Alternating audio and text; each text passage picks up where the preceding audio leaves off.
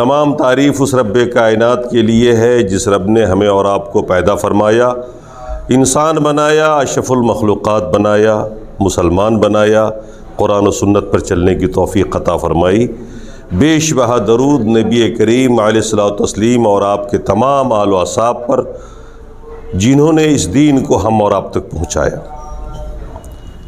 سامعین کرام، آپ اللہ کے رسول صلی اللہ تعالی علیہ وسلم کی زندگی کو سن رہے ہیں، مکی دور کو، کہ اسلام کو ہم تک پہنچانے میں اللہ کے رسول کو، صحابہ کرام کو کس قدر مصیبتوں اذیتوں کا سامنا کرنا پڑا۔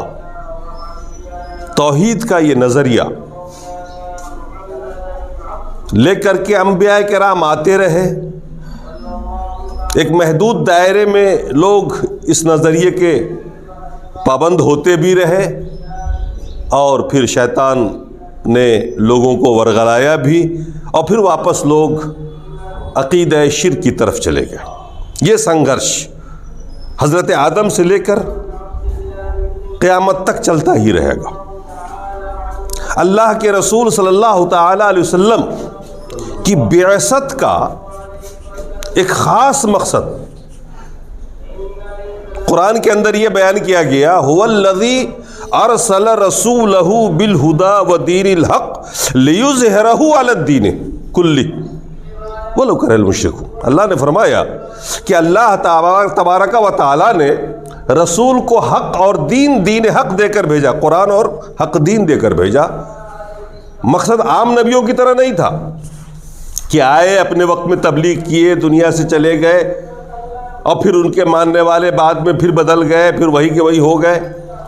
اللہ تبارک و تعالیٰ نے خاص مقصد جو بیان کیا اپنے رسول کی بعثت کا، قرآن کے نزول کا، وہ یہ کہ اپنے رسول کو دین حق دے کر بھیجا تاکہ یہ آخری رسول اس دین توحید کو، دین اسلام کو غالب کر دے تمام ادیان پر، غالب کر دے تمام ادیان پر۔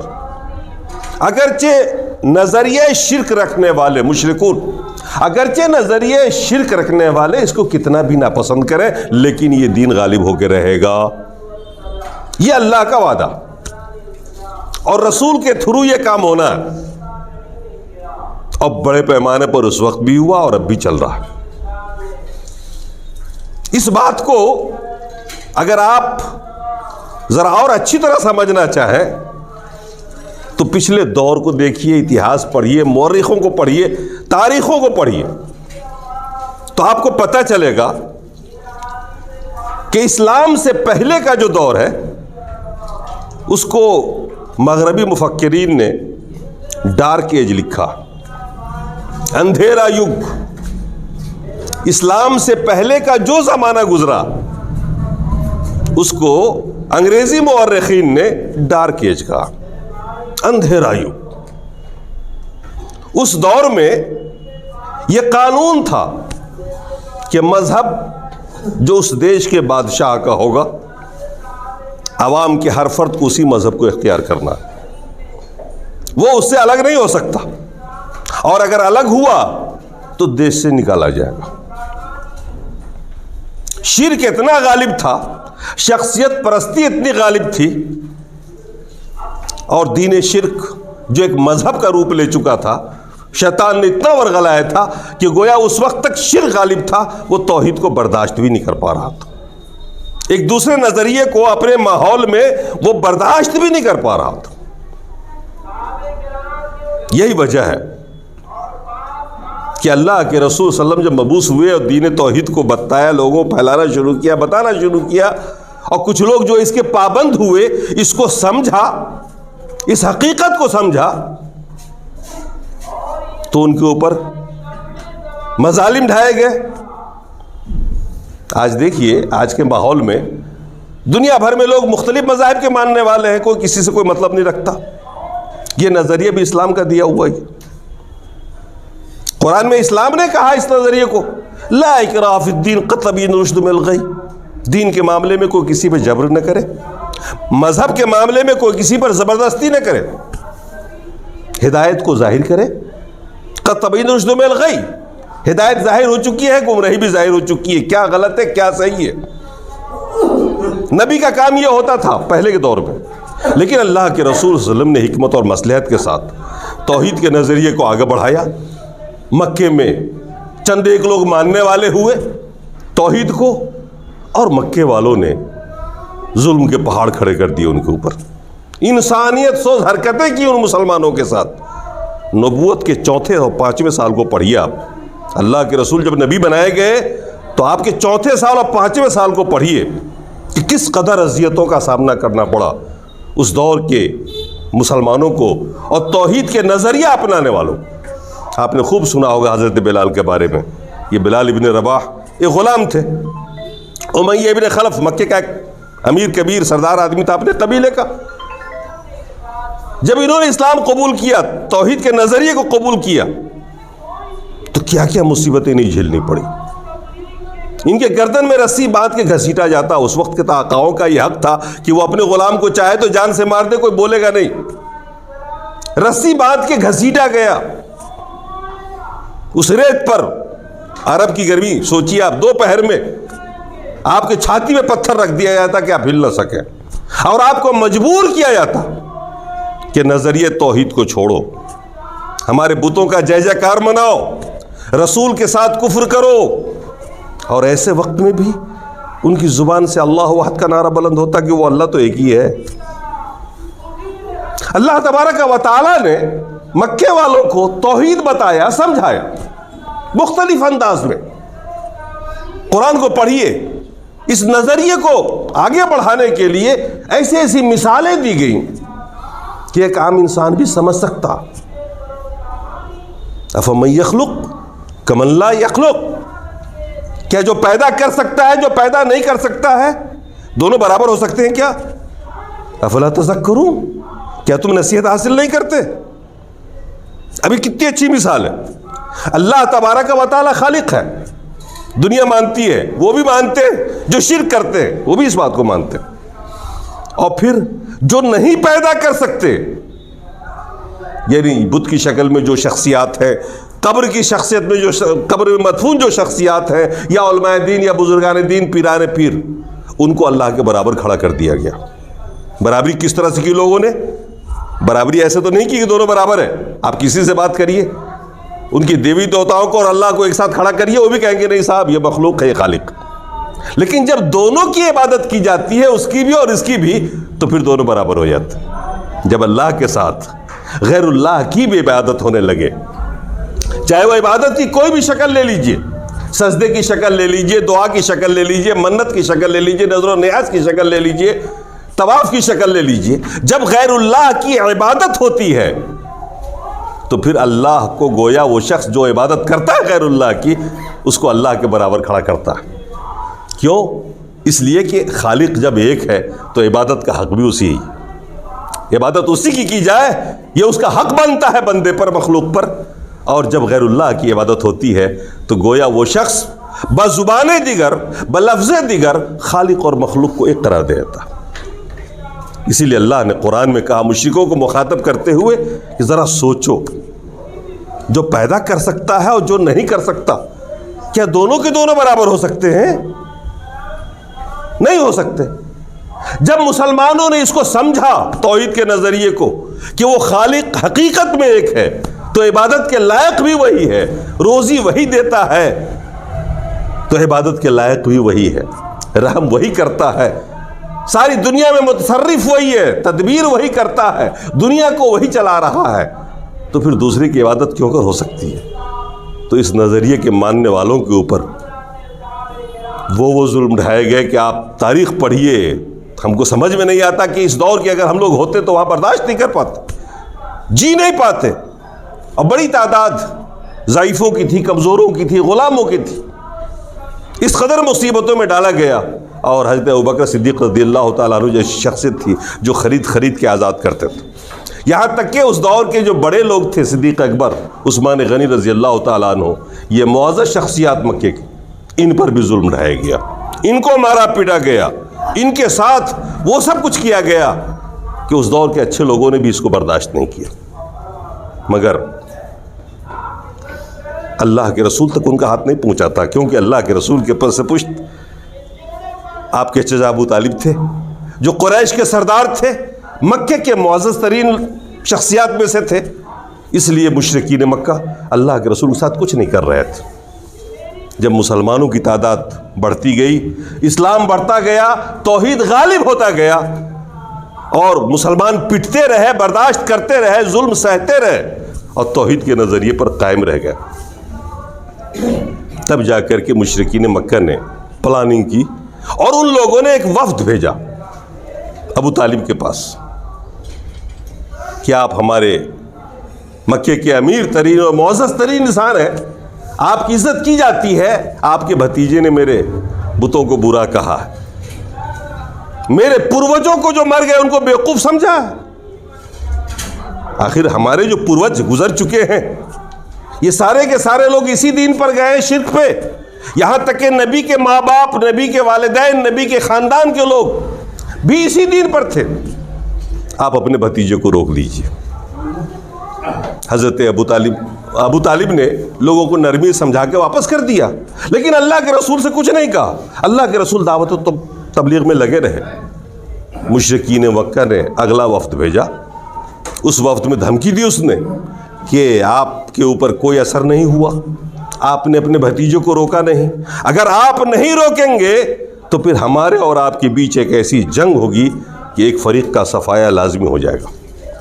ابو طالب پر اس کا اثر ہوا. انہوں نے اللہ کے رسول کو بلا کر کے سمجھانے کی کوشش کی، بھتیجے میرے پاس طاقت نہیں ہے، میں بڑھاپے کو پہنچ چکا ہوں، اپنی اس تحریک سے باز آ جاؤ. اللہ کے رسول نے قسم کھا کر کے کہا کہ میرے دائیں ہاتھ میں اگر یہ مشرکین سورج لا کے رکھ دیں اور بائیں میں چاند لا کے رکھ دیں تو بھی میں اس دین کے پرچار پرسار اور توحید کے پرچار پرسار سے رکوں گا نہیں، جب تک کہ اللہ تعالیٰ یا تو اس دین کو غالب نہیں کر دے گا یا اس راہ میں فنا نہ ہو جاؤں، شہید نہ ہو جاؤں، مر نہ جاؤں. یہ اللہ کے رسول کا عزم. ابو طالب نے جب دیکھا، اچھا یہ کہتے کہتے اللہ کے رسول کی آنکھوں میں آنسو آ گئے، آپ رونے سے لگے. بھتیجے سے بڑا پیار تھا. انہوں نے کہا بیٹا تیرا جو من میں آئے کرو، تم اپنے دین کا کام کرو، اپنے مذہب کا کام کرو، میں تیرے لیے پشت پناہ بنا رہوں گا، میں تیرے لیے پہاڑ بن کر رہوں گا. اور اللہ کے رسول کو یہ آزادی دی ابو طالب نے. اللہ کے رسول پرچار کرتے رہے، دین کو پھیلاتے رہے. حالانکہ ان پر اللہ کے رسول پر اب تک کچھ نہیں ہوا تھا، عام مسلمانوں پہ ہوتا تھا. یہ نبوت کے چوتھویں سال کی بات ہے. اور آخر کار جب مشرکین مکہ کو یہ بھی برداشت نہیں ہوا تو اگلا وفد جو ان کا گیا اس میں ایک نوجوان کو بھیجا. انہوں نے مکے کا ایک معزز انسان، اس کے بیٹے کو جو خوبصورت بھی تھا، ابو طالب کے پاس بھیجا کہ آپ اس بیٹے کو، میرے اس بیٹے کو رکھ لیجئے اپنے پاس، اس کو دیت کے روپ میں سویکار کر لیجئے آپ. یہ آپ آج سے آپ کا بیٹا ہے، یہ آپ کی خدمت کرے گا، اور اس کے بدلے میں اپنے بھتیجے محمد کو ہمارے حوالے کر دیجئے تاکہ ہم لوگ اسے قتل کر دیں. ابو طالب نے جواب دیا، کتنا برا سودا ہے جو تم مجھ سے کر رہے ہو. میں تیرے بیٹے کو کھلاؤں پلاؤں پالوں پوسوں اور اس کے بدلے میں اپنا بھتیجا تجھے ذبح کرنے کے لیے دے دوں. کتنا برا سودا ہے جو تم مجھ سے کر رہے ہو. اب مشرکین مکہ کو سمجھ میں آ گیا کہ یہ ابو طالب کسی بھی حال میں ان کی پشت پناہی کرتے رہیں گے اور اپنے بھتیجے کو روکیں گے نہیں دعوت و توحید کے پرچار سے. اب جا کر کے ان لوگوں نے اللہ کے رسول پر مصیبتوں کے پہاڑ توڑے. اللہ کے رسول ایک معزز شخصیت تھے مکے کو. تبلیغ اور اسلام سے پہلے پورا مکہ آپ کو امین و صادق کہتا تھا، لوگ آپ سے محبت کرتے تھے. لیکن اس کے بعد جانتے ہیں کیا ہوا؟ اللہ کے رسول پر کوئی تھوک پھینک دیتا، اللہ کے رسول صلی اللہ علیہ وسلم پر کچرا پھینک دیتا. یہ جو بڑے بڑے مکے کے سردار لوگ تھے، پیسے والے لوگ تھے، یہ لوگ آپ کے راستوں میں کانٹے بچھا دیتے، آپ کے آنگن میں اوجھڑی پھینک دیتا. بکری ذبح ہوتی کہیں اوجھڑی لا کے پھینک دیتا، گندگی پھینکتا، آپ کے راستے پہ پھینکتا. اور اللہ کے رسول ایسے ماحول میں بھی کبھی غصے میں نہیں آئے. دیکھیے کہ ایک داعی، ایک مبلغ، مطلب ہم لوگوں کو اس اخلاق کا پابند ہونا چاہیے. ہم مسلمانوں میں یہ اخلاق نہیں ہے. ہم لوگ غصہ کرتے ہیں دعوت کے کام میں بھی. اللہ کے رسول کا کیا اخلاق تھا؟ آپ لے کے نکلتے اجڑی کو، اس گندگی کو، اور پڑوسیوں سے کہتے کہ کیا پڑوسیوں کا یہی حق ہوتا ہے؟ وہ ستاتے تھے، آپ برداشت کرتے تھے.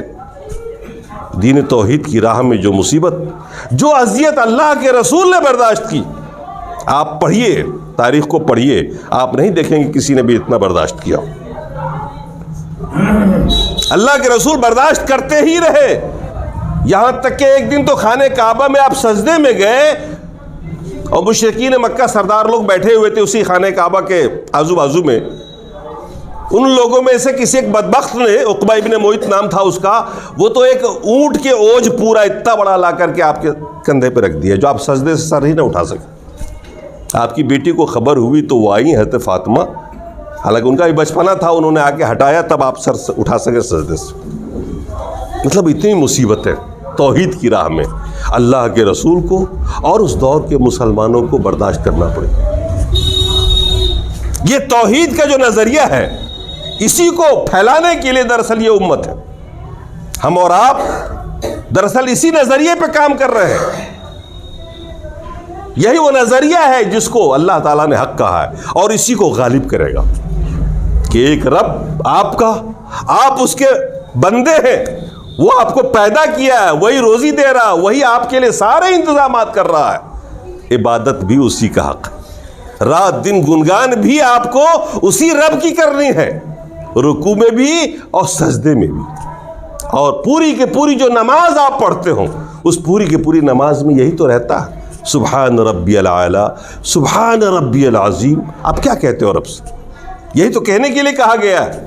پاک ہے اے میرا رب، تیرا کوئی شریک نہیں. اللہ کو سب سے زیادہ خوشی جس بات سے ہوتی ہے وہ اس بات سے ہوتی ہے کہ اپنے توحید کا اظہار کریے آپ، اور اللہ سے شرک کی نفی کریے. کسی طرح کی توقع غیر اللہ سے نہ ہو، آپ کو رحم کی امید بھی غیر اللہ سے نہ رکھیں، گزارشات بھی غیر اللہ کے سامنے پیش نہ کریں. اللہ تبارک و تعالیٰ کو اس بات کی خوشی ہوتی ہے. پچھلے خطبے میں نے توحید کے فوائد کا ذکر کیا تھا. کیوں کیا تھا؟ تاکہ آپ سمجھیں کہ اس نظریے کے ماننے والوں کے لیے رب کے یہاں کیا کچھ ہے. اور دراصل صحابہ کرام جو اس دور میں تھے، ان کے سامنے میں یہی وہ نظریہ تھا جس کی وجہ سے ساری مصیبت برداشت کر رہے تھے. آج ہم دنیا دار ہو گئے ہیں، لوگ ہم دنیا دار ہو گئے، تھوڑے سے فائدے کے لیے بھی اپنی توحید کو چھپاتے ہیں اور مشرک کے ہاں میں ہاں ملا دیتے ہیں. ان کے کاروبار میں شریک ہو جاتے ہیں، ان کے میلاؤں میں شریک ہو جاتے ہیں، ان کے جو بدعی کام ہے اس میں بھی ہم لوگ رواداری برتتے ہیں کہ کہیں یہ ناراض نہ ہو جائے. اور اس سے آپ کا توحید مجروح ہو جاتا ہے، آپ کا عقیدہ مجروح ہو جاتا ہے. اللہ تبارک و تعالیٰ نے توحید کو سمجھایا ہے. اگر آپ کی سمجھ میں نہ آتا ہو تو آپ سمجھیے قرآن سے. اللہ تبارک و تعالیٰ نے ایک موقع پر فرمایا، یا ایھا الناس ضرب لکم مثلا، اے لوگو تمہارے سامنے میں ایک مثل بیان کی جا رہی. ان الذین تدعون من دون اللہ لن یخلقوا ذبابا ولو اجتمعوا لہ. اللہ کے علاوہ جن کی تم پوجا کر رہے ہو، مشرکین کو مخاطب کر کے کہا گیا کہ دیکھو اس مثال کو سمجھو، مثال سے سمجھ سکتے ہو توحید کو. یہ نظریہ سمجھنا کتنا آسان ہے، لوگ اس کو مشکل سمجھتے ہیں، بہت آسان ہے. اللہ نے فرمایا جس کی بھی تم عبادت کر رہے ہو اللہ کے علاوہ، یہ سب مل کر ایک مکھی نہیں پیدا کر سکتے، ایک مکھی نہیں بنا سکتے. یہ مچھر اور مکھی تو بہت معمولی چیز ہے نا. اللہ کے علاوہ ہے کوئی ایک مکھی بنا سکتا؟ ایک مشرک سے بھی پوچھ لیجئے آپ، جو کھلم کھلا شرک کر رہا ہے ان سے بھی پوچھئے، اور جو کھلم کھلا نہیں کر رہا ہے لیکن کسی نہ کس طریقے سے کر رہا ہے، مسلمان ہے لیکن کر رہا ہے شرک، اس سے بھی پوچھ لیجئے آپ، تو وہ بھی کہے گا کہ اللہ کے علاوہ کوئی ایسا نہیں ہے جو ایک مکھی کو پیدا کر سکے. اللہ نے بھی فرمایا وَلَوِ اجْتَمَعُوا لَهُ، اگرچہ یہ سارے معبودان باطل اکٹھے ہو کر کے بھی چاہے تو ایک مکھی نہیں بنا سکتا. یہ بنا سکتے ہیں؟ آپ لوگوں کے دل میں ہے ایسا؟ کوئی بنا سکتا ہے کیا؟ اللہ کے علاوہ کوئی بنا سکتا ہے ایک مکھی بھی؟ یہ سارے بھی مل جائے تو بنا سکتے ہیں کیا؟ اللہ تعالیٰ نے ایک مثال بیان کی اور پھر کہا وَإِن يَسْلُبْهُمْ الذُّبَابُ شَيْئًا، اگر مکھی ان کے سامنے سے کچھ لے کے اڑ جائے لا يَسْتَنقِذُوهُ مِنْهُ، چھین بھی نہیں سکتے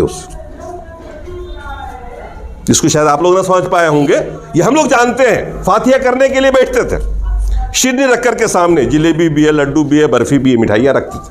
اب ظاہر سی بات ہے مکھیاں تو بیٹھیں گی نہ کر کے۔ اچھا مکھیاں بلا وجہ نہیں بیٹھتی ہیں، وہ زیارت کرنے نہیں آتی، وہ دیکھنے نہیں آتی، وہ جو مکھیاں آتی ہیں ان مٹھائیوں پہ تو کچھ نہ کچھ کھاتی بھی ہے، کچھ نہ کچھ لے کے اڑ بھی جاتی ہے۔ تو آپ لوگوں نے چونکہ فاتحہ نہیں کیا اس لیے سمجھتے نہیں۔ ہم لوگ کسی مزار پہ بیٹھے ہیں، کسی بزرگ کے سامنے بیٹھے ہیں، کسی بزرگ کے فاتحہ کر رہے ہیں، مختلف قسم کی مٹھائی سامنے۔ یہاں ماشاءاللہ ایسے لوگ بھی موجود ہیں جو اس دور کو دیکھا ہوا ہے، جنہوں نے دیکھا۔ اب فاتحہ کر رہے ہیں، مٹھائی سامنے، مکھیاں آ رہی ہیں، کھا رہی ہیں، جا رہی ہیں۔ تو اللہ نے کیا فرمایا؟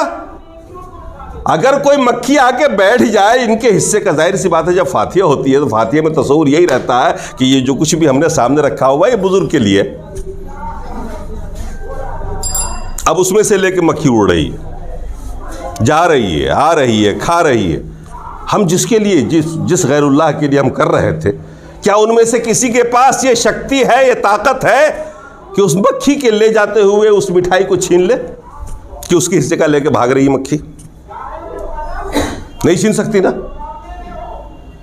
بھئی آپ دیکھتے ہوں گے یہاں پر مشرکوں کے اڈے ہیں نا، جہاں پر وہ بھی چڑھاوے چڑھاتے ہیں لے جا کر کے مٹھائیاں وٹھائیاں، ان کے وہاں بھی ہوتا ہے نا، تو وہاں بھی مکھی لگتی تو ہے، مکھی لے کے اڑتی بھی رہتی ہے اس میں سے۔ وہ جن کی پوجا کرنے کے لیے گئے، جن کو پاورفل سمجھتے ہیں، جن کو طاقت والے سمجھتے ہیں، کیا ان میں سے کسی کو ہمت ہے کہ وہ چھین لے مکھی سے واپس؟ حالانکہ جا اسی بزرگ کا رہا ہے یا اسی بت کا رہا ہے جس کا لے کے جا رہی مکھی، کسی کے پاس طاقت ہے؟ اللہ نے مثال سمجھایا کہ دیکھو کس قدر مجبور ہے، جن کی پوجا کی جا رہی ہے غیر اللہ کی، اللہ کے علاوہ جن کی بھی عبادت کی جا رہی ہے، جن کو چڑھاوے چڑھائے جا رہے ہیں، ان میں سے مکھی اگر لے کے بھی اڑ جائے تو ان کے اندر چھیننے کی بھی طاقت نہیں، اور تم اس کو پوج رہے ہو، ان کے سامنے سر پٹک رہے ہو، ان کے سامنے تم ہاتھ اٹھا کے مانگ رہے ہو، ان سے زندگی کی موت مانگ رہے ہو جو مر چکے، اس سے تم اولاد مانگ رہے ہو جو بیچارہ خود لا والد رہا پوری زندگی۔ اور ہم نے دیکھا اپنے اس دور میں اجمیر کے بغل میں ایک جگہ سروار،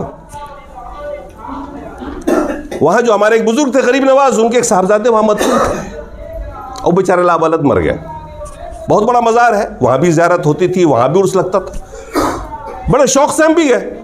تو معلوم ہوا کہ یہاں پر لا ولد کو اولاد ملا کرتی ہے، اور ایسی نوجوان لوگ، زیادہ نوجوان جوڑیاں وہاں پہنچتی ہیں ہر جمعرات کو اولاد کے لیے۔ وہ ہم نے اتہاس پڑھا، میں نے کہا بیچارے یہ تو لا ولد چلے گئے دنیا سے، ان کے پاس اولاد ہو نہ سکی اور ان سے لوگ اولاد مانگ رہے ہیں۔ اگر یہ ان کے بس میں ہوتا تو اولاد کی شوق کسے نہیں۔ تو حیرت کی بات یہ ہے کہ انسان اس چیز کو سمجھ نہیں رہا، اور سامنے کی بات ہے، کوئی دور کی بات نہیں۔ ان سے اولاد مانگی جا رہی ہے جو خود لا ولد تھے، ان سے شفا مانگی جا رہی جو بیمار ہو کے بیچارے مر گئے، ان سے زندگی کی بھیک مانگی جا رہی جو مر ہی گئے، ان سے طاقت مانگی جا رہی جو خود لاچار اور بے بس۔ تو قرآن نے بہت آسان انداز میں توحید کو سمجھایا کہ لوگوں تمہارے سامنے مثل بیان کی جا رہی ہے، اور مثل یہ ہے کہ جن کو بھی تم پکارتے ہو اللہ کے علاوہ، جن کی تم عبادت کر رہے ہو، چاہے وہ جس شکل میں بھی تم عبادت کر رہے ہو، یہ سب مل کے بھی مکھی نہیں بنا سکتے، اور تم ایسے کے سامنے میں جھک رہے ہو۔ مکھی ان کے اوپر سے لے کے اڑ جائے تو یہ چھین نہیں سکتے۔ ضعف الطالب والمطلوب، مانگنے والا بھی کتنا بیوقوف اور کمزور ہے کہ اس سے مانگ رہا ہے، اور جس سے مانگ رہا ہے وہ کتنا کمزور ہے کہ اپنا حق بھی نہیں چھین پا رہا ہے۔ یہ قرآن نے سمجھایا۔ یہی وہ آیتیں تھیں کہ جن آیتوں کو سن کر کے مشرکین مکہ ہیجان مبتلا ہو جاتے، غصے مبتلا ہو جاتے، اور سب سے بڑا غصہ ان کا اس بات پر تھا کہ ہمارے آباء و اجداد بیوقوف تھے کیا؟ ہمارے آباء و اجداد بیوقوف تھے کیا؟ یہ ایک بڑی کمزوری ہمارے اور آپ کے اندر کیا ہے کہ ہمارے ماں اور باپ زندہ ہو تو زندگی میں ہم قدر نہیں کرتے نا، ان کی عزت تک نہیں کرتے، لیکن جب مر جائیں اور انہیں کوئی کہہ دے کہ صاحب وہ تو جہنم میں چلے گئے یا گمراہ تھے، تو ہم کو یہ برداشت بھی نہیں ہوتا۔ ہمارے ماں اور باپ جاہل گئے دنیا سے، گمراہ تھے بیچارے، دین پر نہیں تھے یا جیسے بھی تھے. آج اس کا بیٹا اس بات کو گوارا نہیں کر سکتا یہ سننا کہ میرے ماں اور باپ وہ گمراہ جہنم میں جائیں گے. یہی تھا مشرکین مکہ کے اندر کہ وہ اس بات کو برداشت نہیں کر پا رہے تھے کہ ہمارے بزرگان دین جو اس دین پر رہے ہیں وہ تو انسانوں میں بڑے عقل مند لوگ تھے. یہاں تک کہ اللہ کے رسول کے جو خاندان کے لوگ تھے وہ بھی تو اسی دن پر گئے تھے نا. آخر ہمارے بتوں کو برا کیوں کہا جا رہا ہے؟ ہمارے بڑے بزرگوں کو بیوقوف کیوں سمجھا جا رہا ہے؟ یہیں سے حیجان مطلع ہو گیا، مسلمانوں کو مارنا پیٹنا شروع کرتی. تو یہ اسلام جو ہے یہ ایک نظریہ توحید ہے. اس کو سمجھیے اور تب یہ بات سمجھ میں آئے گی کہ ایک توحید پہ قائم رہنا کتنا مشکل کام ہوتا ہے. اس نظریے کو اپنانا، اس نظریے کو آگے بڑھانا. یہی وجہ ہے کہ صحابہ کو قربانیاں دینی پڑی، ہمارے بزرگوں کو اسلاف کو قربانیاں دینی پڑی. مکے کے اندر ایک لمبی لسٹ ہے صحابہ کی، جو کئی تو شہید، ایک خاتون تھیں جو اس راہ میں شہید ہوئیں اور پھر ہجرت کرنا پڑا، مکہ چھوڑ کے حبشہ جانا پڑا مسلمانوں کو 2 بار اپنا دین بچانے کے لیے. بخاری شریف کے اندر اس کی بھی ایک بہت بڑا یہ ہے چیپٹر ہے. 2 بار بھاگنا پڑا اپنا دین بچانے کے لیے. آج ہم لوگ اس معاشرے میں ہیں اور اپنے دین پر ہیں. کوئی کچھ نہیں کہہ رہا نا آپ کو، آپ توحید کا کام نہیں کر رہے ہو، توحید کو بڑھا نہیں رہے ہو آگے. توحید کے نظریے کو آپ خود بھی چھپائے ہوئے ہو، اپنے توحید کو آپ ظاہر بھی نہیں کر پا رہے ہو. اس کے لیے آپ سنگھرش نہیں کرتے ہو. تو اس کی وجہ ہے کہ آج آپ کو برداشت کیا جا رہا ہے. بہرحال اسلام اللہ نے وعدہ کیا ہے وہ اس دین کو، اس توحید کو غالب کر کے رہے گا. پہلے بھی اللہ نے توحید کو غالب کیا اور آئندہ بھی اللہ تعالیٰ اس توحید کو غالب کرے گا، یقیناً کرے گا. اور اگر آپ غالب بھی نہ ہو سکے اپنے دور میں، اپنی زندگی میں، تو آپ کو سوچنے کی ضرورت نہیں ہے. توحید آپ کے پاس ہے، سب سے بڑی دولت آپ کے پاس. یہ سب سے بڑی دولت ہے، یہ عقیدہ توحید جو آپ کے پاس ہے. اللہ تبارک و تعالیٰ اسی کے بدولت یہاں بھی کامیاب رکھے گا آپ کو اور آخرت میں بھی آپ کو کامیاب کرے گا. اقول قولی ھذا